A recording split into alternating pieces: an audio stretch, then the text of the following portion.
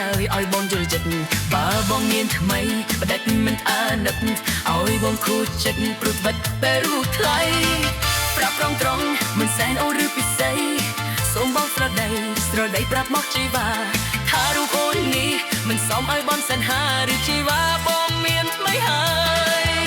មានថ្មីមិនได้ក៏មិនប្រាប់ក៏ដេញមិនប្រាប់បងឲ្យអូនឈឺចុកចាំគ្រប់យ៉ាងមានថ្មីមិនដេញក៏មិនប្រាប់បដិទ្ធមិនប្រាប់បដិទ្ធមិនប្រាប់ឬ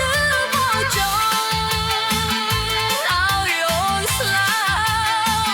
ប់តែអ្នកឯង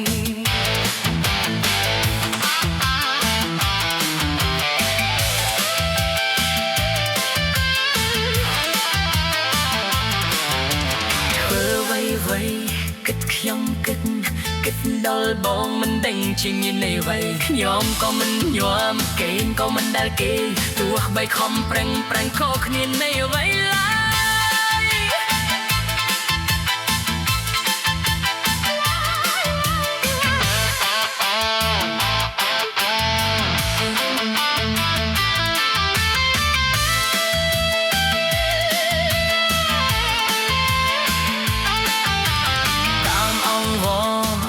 បងឆ្លើយធ្វើមិនដេច